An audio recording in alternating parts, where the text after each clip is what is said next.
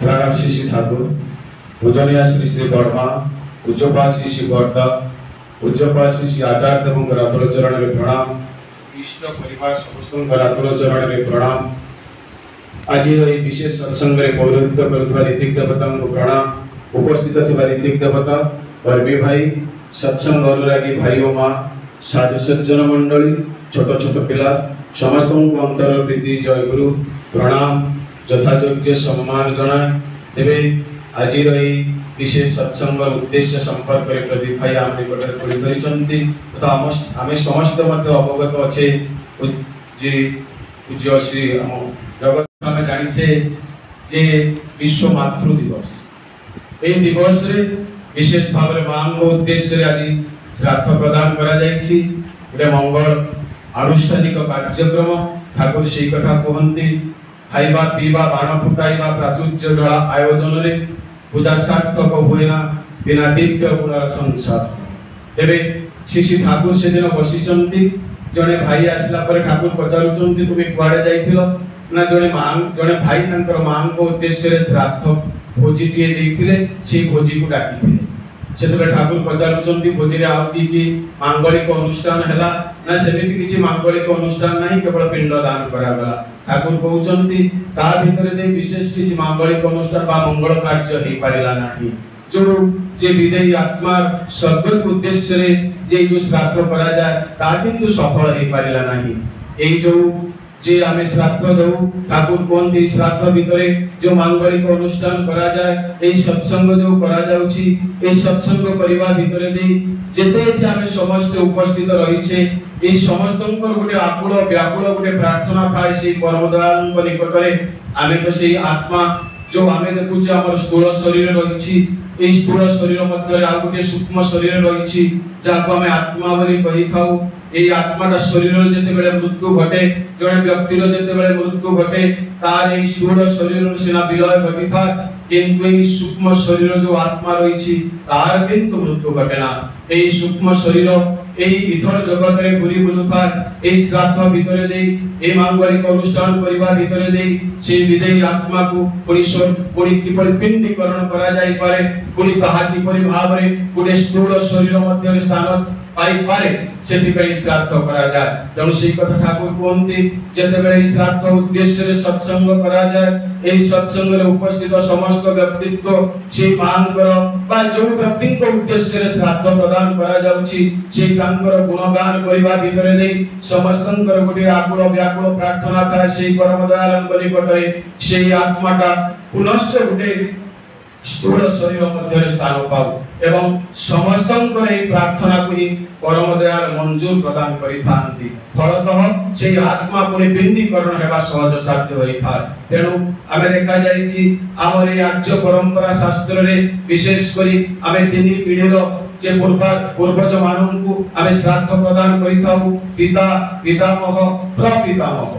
माता मातामही प्रमातामही ए तीन पीढ़ी रो आत्मा को उद्देश्य रे श्राद्ध प्रदान करा जाय फलतः श्राद्ध प्रदान करिवा भितरे दे श्री ठाकुर बा परमात्मा बा भगवान हमर से श्राद्ध को जे श्राद्ध उद्देश्य का फलवती करिथांती तेबे ए जो श्राद्धर कथा श्री ठाकुर कहउछंती यह जन्मे करिबु जा तुई उन्नति बा अवनति तार फल करिब तो तार फल करिब स्थिर पर जन्मे तोर गति आमे एही जन्म रे जाहि कर्म करिथाउ फल करिथाउ कि मंद करिथाउ यह जन्मे करिबु जा तुई उन्नति बा अवनति एही जन्म रे जा उन्नति बा अवनति करिथाउ तार फल करिब स्थिर पर लोके तोर गति आमे मृत्यु परे ए शरीर को जते बेले आत्माटा छाड़ी ही जाय ए आत्माटा इथर जगत रे केते वर्ष धरि घुरी बुलिबो केते जन्म धरि घुरी बुलिबो मोर पूर्व जन्म रे करितबा कर्म ही ता स्थिर करिथाय मो जदि भल भल कर्म करिथाय मो जदि मंद कर्म करिथाय ए दुईटी कर्म र फल ही स्थिर करिथाय मोर ए आत्माटा किपरि भाव रे घुरी बुलिबो पर जन्मे तोर गति पर जन्म रे से आत्माटा केते दिन पर्यंत गति करिवो केते दिन पर्यंत घुरी बुलुथिबो ताई स्थिर करि थाय इह जन्मरे एई जन्मरे मु जाहा जाहा करि थाय। तेणु श्री ठाकुर सेई कथा कहंती आमे जो स्वर्ग प्रयासी हो मु मरिगला परे गोटे स्वर्ग को जीवी मरिगला परे मु जदि खराब काम करिथिबि नरक भोग करिबि। ठाकुर कहंती पर जन्मरे सेमिति किछि स्वर्गर परिकल्पना नाही कि पर जन्मरे सेमिति कि नरक जंत्रणा मध्य नाही। एई इह जगत भितरे एई जन्म भितरे एई जीव दशा भितरे तुमर कर्म ही तुमको स्वर्ग उपलब्धि आनी देई थाय, तुमर कर्म ही तुमको नरक उपलब्धि आनी देई थाय। तेणु सेति पई श्री ठाकुर कहउचंती आर्य कुष्ठीर पूर्ण प्रमाण ठीक थिले एई धाराटी साक्य हो बा वैष्णव हो हिंदू मुसलमान सबे खांती एई धारारे उल्टे चली स्वर्ग जदि जारे तुई वज्रकंठरे कहउची मुई सेई स्वर्ग तोर नरक। तेबे आर्य कृष्टिर पूर्ण प्रवण ए आर्य कृष्टि माने आचरण सिद्ध कृष्टि आचरण प्रवण कृष्टि एई आचरण अर्थात जो जोटा श्री ठाकुर करि जाइछंती एवं कहि जाइछंती मनुष्य जदि ताको आचरण भितरे स्थान देई चाले आर्य कृष्टिर पूर्ण प्रवण ठीक थिले एई धाराटा एई धाराटी जदि हमर जीवन चलनी भितरे जीवन दई उठे साक्य हो बा वैष्णव हो हिंदू मुसलमान सबे कांती जेते संप्रदाय कांतु जेते समष्टि एथांतु जेते संप्रदाय जेते गोष्ठी जहा भी एथाउ न काहेकि समस्त ही खांती एई धारारे उल्टे चली स्वर्ग जदि जारे तुई एई आर्य परंपरा को बात देई स्वर्ग जीवार परिकल्पना पाई जेते भी पाठ पटवार करना काहेकि मनुष्य जेते भी जहा भी करना काहेकि वज्रकंठरे कहउची मुई से स्वर्ग तोर नरक होई। तो ठाकुर कहउचंती वज्रकंठरे मु कहउची से स्वर्गटा किंतु तते नरक जंत्रणा भीतर देई भोगिबाक पड़िबो। तेणु ठाकुर सेई कथा कहंती मनुष्य जीवन रे भल कर्म मनुष्य जीवन भितरे तार कर्म एवं चिंता करि थाय। ए कर्मटा एवं आमे देखिछे आम जीवन भितरे जीवदशा भितरे आमे जेउ जो कर्म करू एमिति किछि स्मरणीय कर्म रहिछि ता सारा जीवन पाई मन भितरे छाप होई रहि जाय पारि थाय। ता भल कर्म होई पारे मंद कर्म भी हेई पारे। तो ठाकुर कहउचंती ए कर्म करिवा भितरे देई भल कर्म करिवा भितरे देई मंद कर्म करिवा भितरे देई तार चित्र गुड़िक मानस पटरे घुरी घुरे एवं किछि दिन घुरी घुरीबा भितरे देई ता पुरी अदृश्य होई गुप्त आकारे रहि जाय थाय जाहाकु कहा जाय चित्रगुप्तर पंजिका सदृश। आमे भल कर्म करूचे मंद कर्म करूचे ए कर्मर चित्र गुड़िक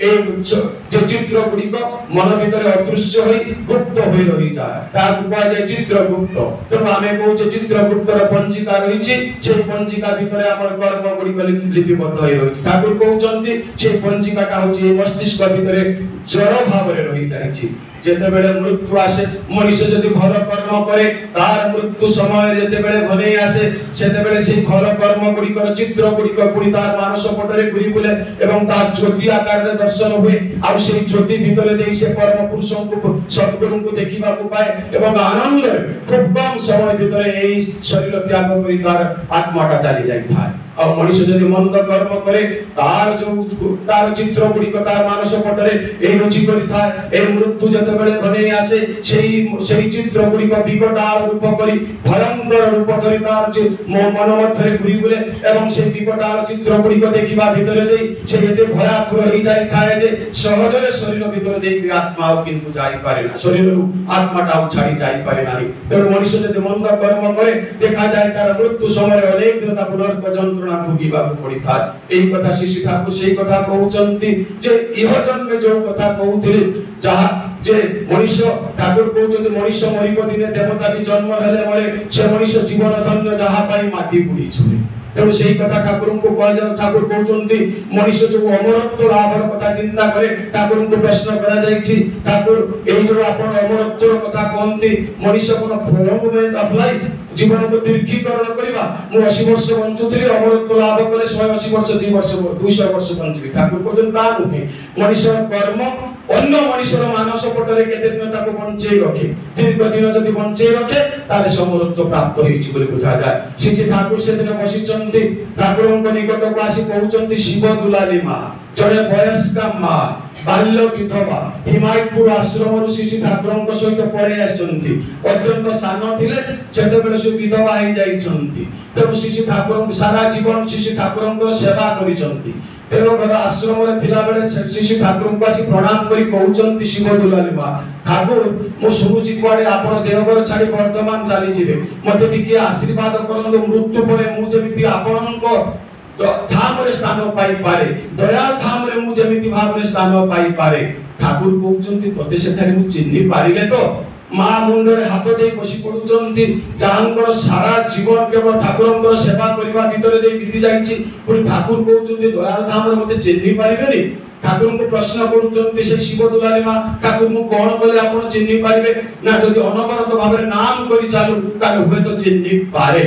देखो ठाकुर ए वाक्य कहउचंती होय तो चिन्हि पारे किंतु आमे जानु भाबुचे ए नाम करिवाटा सहज मां खुशी हे कि चाली जाई चंदी शिव दुलारी मां कारण आमे माने भाबु जीवन रे आउ सब काम कष्ट ए नाम करिवाटा सहज किंतु जदि आमे दिन दिन विश्लेषण करू एमिति दिन दिन वर्ष वर्ष बीती जाई छै सत्मंत्रटा हम मन भीतर पासे नाही मां खुशी हे कि चाली जाई चंदी हां नाम कोले होय तो दया नाम चाली जिबी मां चाली जाई चंदी ए हारि परे पचारु चंदी मणिलाल चक्रवर्ती ठाकुरंकर अनुलेखक ठाकुर जे महाजनक सारा जीवन केवल आपणकर सेवा रे बितेई दिउचंती आपण तांको कहउचंती दयाल धाम रे होय तो नाम करले चिन्हि पारे एटा केमिति कथा ठाकुर कहउचंती हरि नाम जपले भाई बनत बनत बनि जाई हुए तो हरि नाम का जपी जपी सारा जन्म चली था हुए तो तैयारी हे हो पुलिस का तैयारी हे पारे पुर ठाकुर कहउचंती कबीर कर गुटे कथा अछि ना कोइला का महिला छोटे जब आग करे परबस कोइला भितरे ए कोइला कळा कळा कळा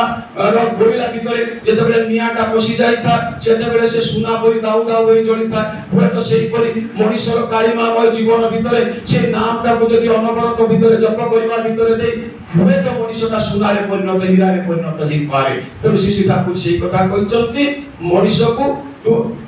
से नाम परिवार कथा विशेष भाव रे कहिचंती नाम परिवार भितर दे मनुष्य तांकर धाम को जाई पारे सेठी ठाई ठाकुर को उपलब्धि करि पारे तेनु आत्मार कथा रे चाली आत्मार निर्देश रे ठाकुर चालीबार कहिचंती आत्मा जखन कथा बोले मन तखन केवल श्रोता ए आत्मा भितर दे चालीबा को पड़िबो मनर निर्देश रे केते बेले हमको चालीबा को पड़िबो नाही मनर निर्देश रे हमें चालुचे बोली आज एते विपत्ति अभाव असुविधा रोग शोक दारिद्र्य ए सब संघात भितर दे जीवनटा अतिबाहित करूचे तो ठाकुर कहउचंती आत्मा जखन कथा बोले मन तखन केवल श्रोता तेणु आत्मा जेते बेले कथा बोलुची सेते बेले मनटा केते बेले आत्मार कथा सुनिबा पई बाध्य होई थाए आचार विचार सबई वृथा ठाकुर को भक्ति जदि ईश्वर न होय आचार विचार सबई वृथा जदि ईश्वर कोठारे भक्ति न हुए ताले जेते भी आचार विचार पाठ पटवार जाहारी परंतु ना काई कि सब गुडी को किंतु वृथा ही जाय थाए तबे परिशेष यदि की कहिबी एई जो विदेही आत्मा उद्देश्य रे आमे माने आज एई सत्संग रे उपस्थित होइछे समस्तंकर सेई व्याकुल प्रार्थना थाउ से एमिति साधारण व्यक्तित्व नहंती एवं तांकर परिवार होचंती गुटे उत्सर्गीकृत परिवार मु जानिछि दादांकर बापांको सहित जेति की मिसिछि एवं परिवार सहित जेति की मिसिछि एवं परवर्ती पीढ़ी मध्ये सेई उत्सर्गीकृत परिवार इष्ट कर्म करिवा पाई एवं सेति की जदि संस्कार न थाय मनुष्य सेति की जदि आग्रह न थाय मनुष्य सेति की जदि त्याग न थाय मनुष्य सेति की जदि ठाकुर को धरिबार अतृप्ति न थाय तारे सहज भाव रे तांकर काम करि पारंती नाही तेनु सेई भाव रे आमे माने देखिछे जानिछे बुझिछे सेई परिवार को समस्तंकर व्याकुल प्रार्थना रहिबो सेई आत्मा जे परिवार रे सहज भाव रे अविरोध सहज भाव रे जेति पुरी सहज भाव रे जेति भाव रे पिंडीकरण हे से इष्ट कर्म रे निजको नियोजित करंतु ए प्रार्थना समस्तंकर रहिबो।